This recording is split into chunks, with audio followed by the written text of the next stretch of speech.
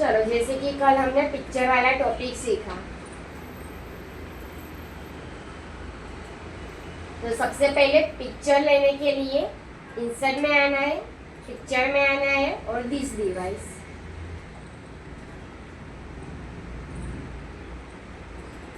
और यहाँ से आपको जो भी कोई भी एक फोटो वगैरह चाहिए तो कोई भी फोटो ले लीजिए।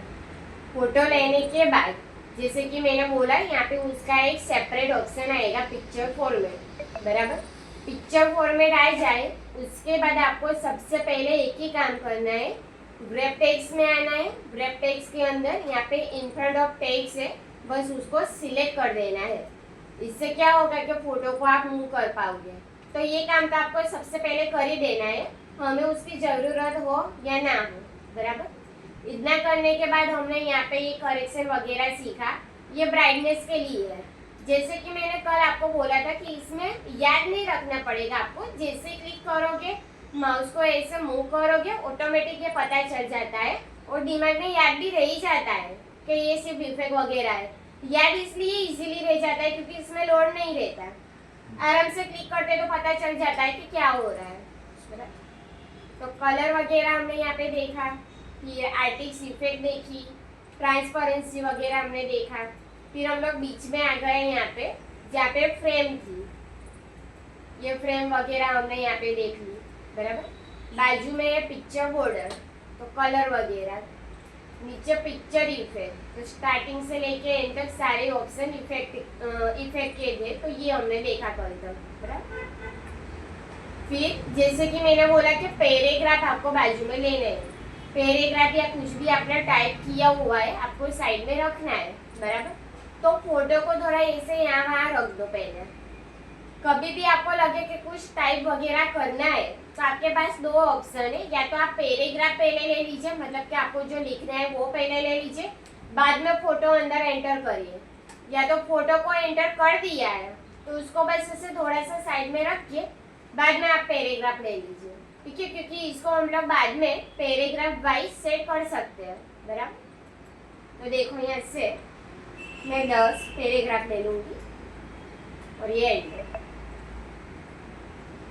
फिर हमें फोटो को पैराग्राफ वाइज सेट करना है। तो हम लोग आ गए थे डायरेक्ट यहाँ पे जगह के लिए, जिसमें बीच में जो छोटा सा लोगो दिख रहा है वो इमेज है और जो आजू बाजू में सीधी लाइन है वो हमारे पैराग्राफ है। तो पैराग्राफ की जगह आपने कुछ भी लिखा हुआ हो वो जो मेथड है यही रहेगी, बराबर। तो यहाँ से आप जगह चेंज कर सकते हो, कोई भी एक बार क्लिक कर दो ऑप्शन को, फिर इसको मूव करो तो वो अपने आप जगह ऐसे बना देगा। फिर बाजू में रैप टेक्स्ट का था जिसमें इन लाइन विद टेक्स्ट से लेके इन फ्रंट ऑफ टेक्स्ट तक हमने सीखा, और लास्ट में एक था एडिट रैप, बराबर।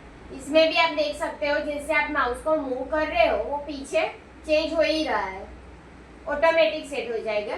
जिसमें हमें सबसे ज़्यादा यूज होता है तो एक है इनलाइन विद टेक्स्ट, मतलब कि कुछ हमने लिखा हुआ हो तो आगे हम लोग फोटो रख सकते हैं। फिर ये टॉप एंड बॉटम भी है और ये इन फ्रंट ऑफ टेक्स्ट, ठीक है, ये सब हम लोग ज़्यादा यूज़ करते हैं। और कुछ लगे कि इसका यूज़ नहीं करना तो ये वाला ऑप्शन भी बेटर है ही। यहाँ पे जैसे कि मैंने बोला एक बार क्लिक कर दीजिए, अपने अकॉर्डिंग सेट कीजिए, इसमें कोई फिक्स नहीं है, ये तो डिपेंड करता है काम पर, बराबर।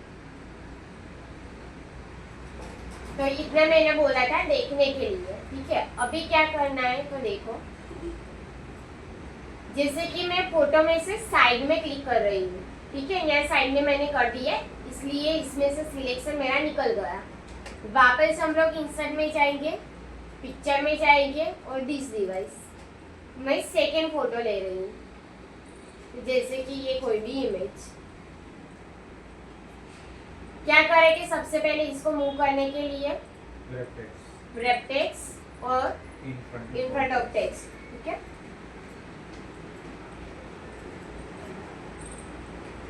अभी देखिए जैसे कि मेरे पास ये एक फोटो है, फिर दूसरा ये फोटो है। फोटो को मैंने इसके ऊपर रखा हुआ है, ठीक है। तो यहाँ पे एक ऑप्शन है फॉरवर्ड का और दूसरा है बैकवर्ड का। फॉरवर्ड मतलब के ऊपर, बैकवर्ड मतलब के पीछे।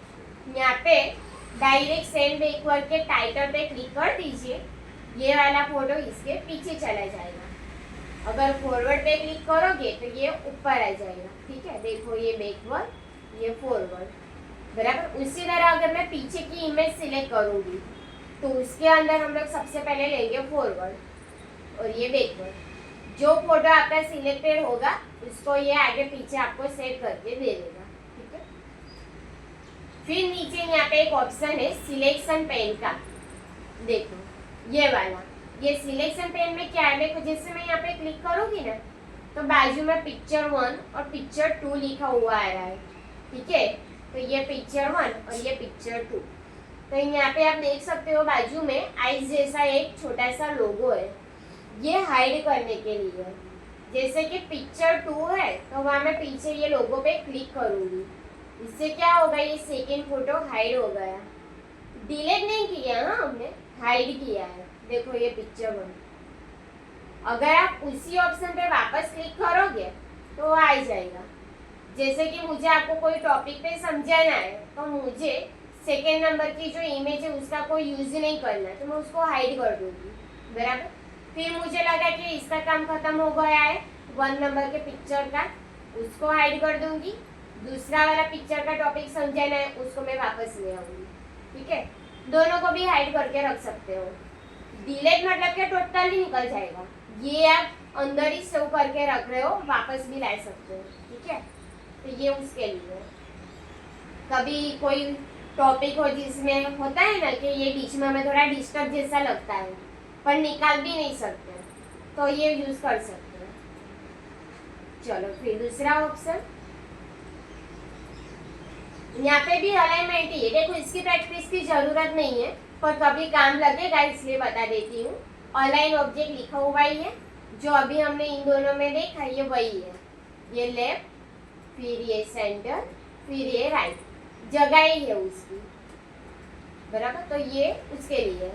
नीचे आपको रोटेट का ऑप्शन मिल जाएगा, यहाँ पे आप रोटेट भी कर सकते हो। देखो इस तरह ये छोटे छोटे टूल आपको यूज हो सकते हैं। मतलब कि कभी आपने पासपोर्ट साइज का फोटो अंदर एंटर किया तो कभी ऐसा सीन होगा कि वो ऑपोजिट आएगा। ऑपोजिट मतलब कि जैसे कि उल्टा हो जाता है ना, वो प्रॉब्लम होती है, तो यहाँ से आप उसको सेट कर सकते हो। ठीक है, फिर दूसरा भी एक टूल है पीछे, क्रॉप टूल, वो भी बहुत यूज होता है।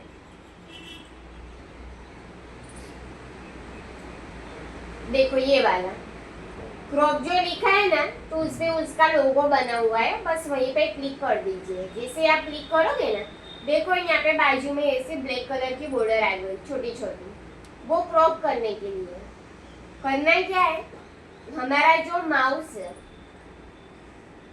तो ये मेरा जो 4 एरो आ रहा है इधर, उसको मैं यहाँ कोने में ले जा रही हूँ। देखो उसका शेप चेंज हो जाएगा ऑटोमेटिक। जो जिस ऑप्शन पे ले जा रहे हो ना वो उसी शेप में कन्वर्ट हो रहा है। तो करना कुछ नहीं है, बस क्लिक करके ऊपर इतना पार्ट सिलेक्ट कर दीजिए। जैसे हम लोग सिलेक्ट करते हैं ना, इसको भी सिलेक्ट ही करना है। ले बटन दबा के थोड़ा नीचे आ जाइए इस तरह। ऐसा समझो कि मुझे बीच में थोड़ा सा ही पार्ट चाहिए। देखो बस इतना करके साइड पे क्लिक कर दीजिए, वो क्रॉप हो जाएगा, बराबर। इस तरह है, तो कभी लगे कि क्रॉप करना है तो ये भी काम लगता है। तो जैसे कि मैंने बोला, हमने ये सारे ऑप्शन अभी देख लिए। कभी आपको लगे कि आपने कुछ ऐसा अप्लाई वगैरह किया है, बॉर्डर वगैरह कुछ दे दिया, फिर आपको लगे कि बस अभी काम खत्म हो गया, फोटो को थोड़ा नॉर्मल कर देना है। जैसे हम लोगों ने होम मेनू में सीखा था ये क्लियर फॉर्मेटिंग, कि आपने अगर कुछ कलर वगैरह दिया हुआ है, ठीक है, यहाँ से आपको लगे कि उसको पूरा नॉर्मल करना है तो यहाँ पे क्लिक कर दीजिए ये क्लियर फॉर्मेटिंग पे, तो वो नॉर्मल हो जाएगा। तो इसी तरह फोटो का भी ऑप्शन दिया हुआ है कि सारी इफेक्ट को निकाल देनी है तो यहाँ पे आपको मिलेगा रीसेट पिक्चर।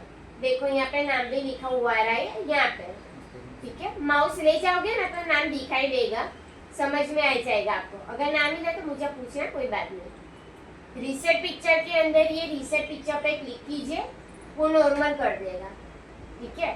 नीचे ऑप्शन है reset picture and size. Reset picture and size मतलब के आपने यहाँ पे जो नॉर्मल किया वो तो हो ही जाएगा इससे, और साइज भी नॉर्मल हो जाएगी। उसकी जो ओरिजिनल साइज होगी ना उसमें वो कन्वर्ट कर देगा। देखो जैसे कि मैं इसको बड़ा कर रही हूँ, रीसेट पिक्चर एंड साइज, देखो वो छोटा कर देता है, मतलब कि ओरिजिनल साइज में हमें वापस दे देता है। ठीक है, तो ये पिक्चर मेनू था। यहाँ पे आप इसकी साइज को बड़ी कर सकते हो, छोटी कर सकते हो। कंप्लीट मेजर दिया हो ना आपको कि 1.5 रखना है, 2.5 रखना है, तो यहाँ से आप कर सकते हो। ठीक है, एक लंबाई के लिए है, दूसरा हम लोग बोलते हैं विड्थ, मतलब कि पौड़ाई, बराबर, तो ये उसके लिए है। तो यहाँ से आप इसको सेट कर सकते हैं। ठीक है, ये वाला ऑप्शन सबसे ज्यादा कब यूज होता है, तो जो हम लोग बोलते हैं ना पासपोर्ट साइज के फोटो, देखो एक थोड़ा बता रही हूँ, ये मैं आपको बताऊंगी, बस आप देखो। देखो जैसे कि यहाँ से मैं पिक्चर में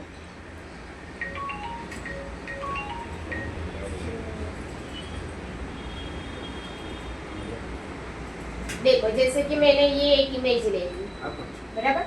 सबसे पहले उसकी साइज को मैं छोटी करूंगी,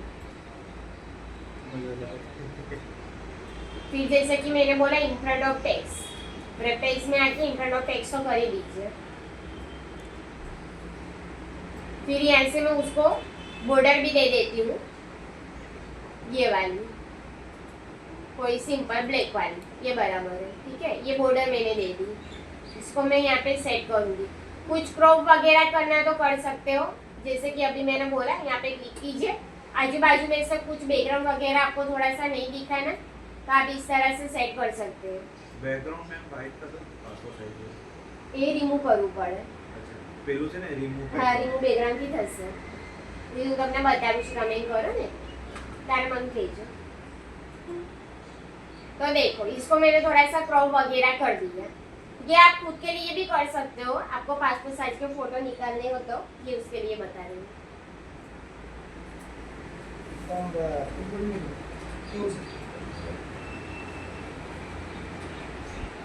देखो तो करना क्या है, कॉपी पेज जो हमने अभी तक सीखा, Ctrl+C Ctrl+V, फोटो आएगा है बाजू में, वापस मैं Ctrl+V करूंगी क्योंकि C तो हमने एक बार कर ही दिया है, कॉपी एक ही बार करना है।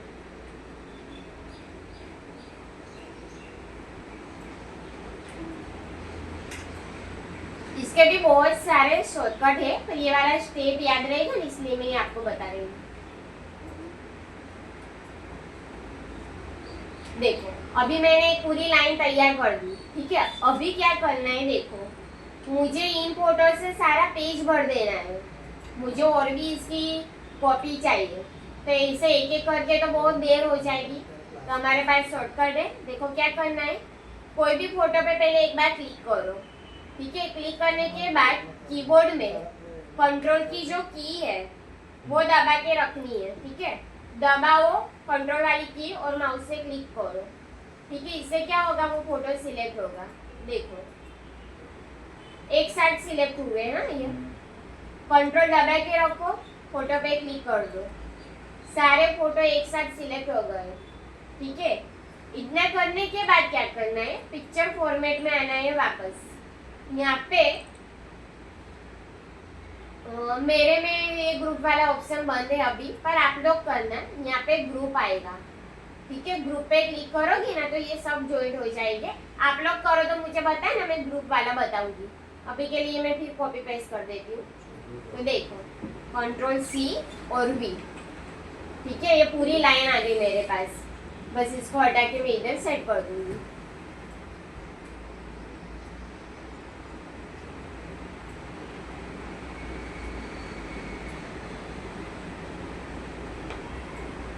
ठीक है, इस तरह। फिर Ctrl+P मीन्स के प्रिंट, प्रीव्यू दिखाई देगा कि आपका जो पेज है वो कैसे प्रिंट होके दिखाई देगा, बराबर। अगर होगा तो इस तरह आएगा। तो इस तरह आप आपकी फाइल ले जाके प्रिंट करवा सकते हो, कलर में आपको फोटो मिल जाएगी, बस घर लाके उसको कट कर दो। बाकी वो लोग भी करके देते हैं अभी तो, पर ये कभी होता है ना जल्दी जल्दी काम करना, तो आप कर सकते हो। तो देखो इतना करने के बाद अगर आप सेव करोगे तो ये कौन सी फाइल में सेव होगा, हमारे वर्ड वाली फाइल में होगा। ठीक है, करना क्या है, देखो ये थोड़ा सा पीडीएफ वाला बता रही हूँ जो मोस्ट इम्पोर्टेंट है। फाइल में आना है, फाइल के अंदर जो हम लोग नॉर्मली सेव करते हैं उसी तरह सेव में आ जाओ। मैं अभी के लिए डेस्कटॉप का यूज कर रही हूँ, दिस पीसी। आप लोग अपना फोल्डर ले सकते हैं। यहाँ पे ये डेस्कटॉप, ठीक है। डेस्कटॉप पे आके मैं लिख देती हूँ P1, ऐसा मैंने कोई भी नाम दे दिए। नाम लिखने के बाद नीचे सेव एज टाइप दिया हुआ है, यहाँ पे क्लिक करना है, ठीक है। ये वाला आपको लिखना हो तो लिख भी देना। यहाँ पे क्लिक करना है, उसी के अंदर आपको पीडीएफ ऑप्शन मिल जाएगा। पीडीएफ सिलेक्ट कर दीजिए और सेव कर दीजिए। ये आपकी फाइल पीडीएफ में कन्वर्ट हो जाएगी। देखो पीडीएफ ऐसे बनती है। तो डायरेक्ट डेस्कटॉप पर सेव થઈ ગયો છે हाँ, મારું ડેસ્કટોપ પર આવી ગયું। ફોલ્ડરમાં हाँ, તમે તમારા ફોલ્ડરમાં લઈ જાઓ। મારે તો કેવું ડાયરેક્ટ મળી જાય ને એટલે મેં ડેસ્કટોપ પર લઈ લીધું। અમારે બહુ બધી ફાઇલો છે ને એટલે ફોલ્ડરમાં બી કરે। ફોલ્ડરમાં કરવું હોય તો સેમ મેથડ ઇંગ્લિશ રહેશે। પર લખવા માટે फाइल बराबर सेव, यहाँ पे दिस पीसी। फिर डेस्कटॉप पे फोल्डर है तो डेस्कटॉप, डॉक्यूमेंट है तो डॉक्यूमेंट, आपको जो भी यूज करना हो। जैसे कि ये 9 to 11 मेरा फोल्डर है, इसमें मैं आ जाऊंगी। यहाँ पे मैं लिख देती हूँ P2। फिर वर्ड डॉक्यूमेंट में आके यहाँ पे पीडीएफ और फिर सेव। આ એરફોર્સ વાળા બધા સવાર વાળા પેલું પછી એમને પાસવર્ડ દીધો આપી દીધું મેં। આપી દીધું। એક બેન ખાલી હજી નથી આયા એના પર। सोमवार को आपकी बुकलेट आ जाएगी। आज मैं शाम को ही आएगी, शाम को बैच को मैं इश्यू कर दूंगा, आपको मैं मंडे दे दूंगा। तो देखो ये बन गया, ठीक है, इस तरह। तो मेरे पास ये डेस्कटॉप पर भी है, ये रही फाइल, और मैंने जो अंदर सेव की उसमें भी है दिस पीसी, डॉक्यूमेंट, फिर ये 9 to 11। देखो मेरी फाइल आ गई, ठीक है। नया ऑप्शन है तो बस यही है, बाकी पिक्चर में जो आपने कल सीखा वही है। बस थोड़ा आपको ये पीछे क्रॉप वगैरह मैंने जो बताया वो देखना है, ठीक है। अच्छी पढ़ लीजिए। पढ़ એવું? ઇંગ્લિશ પર બી લખવા માટે એટલે કે અમારી પાસે એ હજી આવશે। એ લખવાનું જે ઓપ્શન છે ને એમાં થોડું વધારે છે, કન્ફ્યુઝન થશે। એટલે આની અંદર તમારે કંઈક નામ લખવું હોય ને તો બતાડીશ, અહીંયા જ છે ઓપ્શન, પણ એમાં થોડા ટૂલ્સ વધારે છે એના માટે। એટલે આટલું કરો ને હું બતાવી દઈશ। કર લો પહેલા, એટલે મને કહો।